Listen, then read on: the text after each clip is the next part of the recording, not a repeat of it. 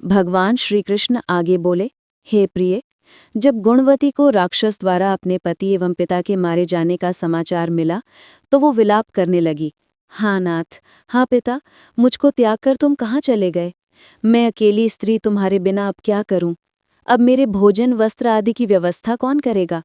घर में प्रेम पूर्वक मेरा पालन पोषण कौन करेगा? मैं कुछ भी नहीं कर सकती। मुझ विधवा की कौन रक्षा करेगा? मैं कहाँ जाऊं? मेरे पास तो अब कोई ठिकाना भी नहीं रहा। इस प्रकार विलाप करते हुए गुणवती चक्कर खाकर धरती पर गिर पड़ी और बेहोश हो गई। बहुत देर बाद जब उसे होश आया तो वो पहले की ही भांति करुण विलाप करते हुए शोक सागर में डूब गई। कुछ समय के पश्चात जब वो संभली तो उसे ध्यान आया कि पिता और पति की मृत्यु के बाद मुझे उनकी क्रिया करनी चाहिए जिससे उनकी गति हो सके।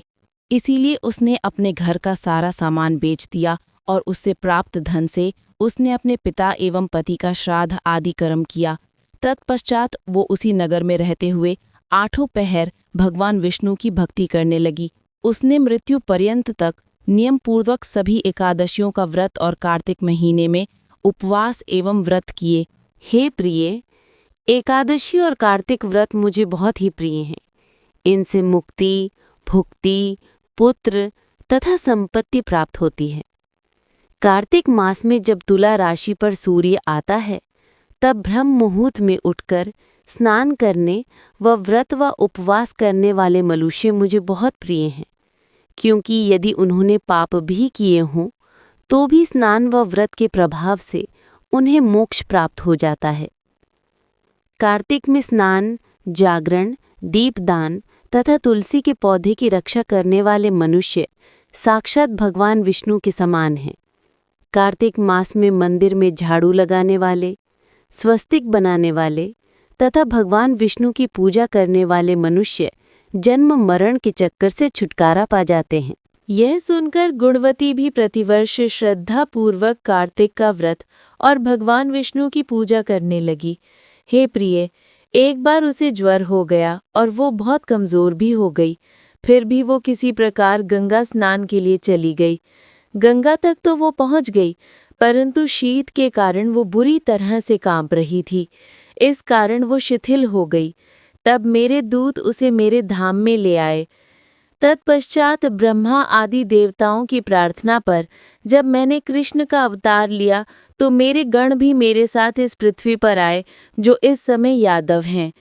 तुम्हारे पिता पूर्व जन्म में देव शर्मा थे तो इस समय सत्राजित हैं। पूर्व जन्म में चंद्र शर्मा जो तुम्हारा पति था वो डाकू है, और हे देवी, तू ही वो गुणवती है। कार्तिक व्रत के प्रभाव के कारण ही तू मेरी अर्धांगिनी हुई है। पूर्व जन्म में तुमने मेरे मंदिर के द्वार पर तुलसी का पौधा लगाया था। इस समय वो तेरे महलों के आंगन में कल्प वृक्ष के रूप में विद्यमान है।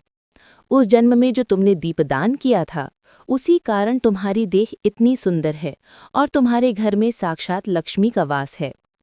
चूंकि तुमने पूर्व जन्म में अपने सभी व्रतों का फल पति स्वरूप विष्णु को अर्पित किया था, उसी के प्रभाव से इस जन्म में तुम मेरी प्रिय पत्नी हुई हो। पूर्व जन्म में तुमने नियम पूर्वक जो कार्तिक मास का व्रत किया था उसी के कारण मेरा और तुम्हारा कभी वियोग नहीं होगा। इस प्रकार कार्तिक मास में व्रत आदि करने वाले मनुष्य मुझे तुम्हारे समान प्रिय हैं। दूसरे जप तप यज्ञ दान आदि करने से प्राप्त फल कार्तिक मास में किए गए व्रत के फल से बहुत थोड़ा होता है, अर्थात कार्तिक मास के व्रतों का 16वां भाग भी नहीं होता है। इस प्रकार सत्यभामा भगवान श्री कृष्ण के मुख से अपने पूर्व जन्म के पुण्य का प्रभाव सुनकर बहुत प्रसन्न हुई।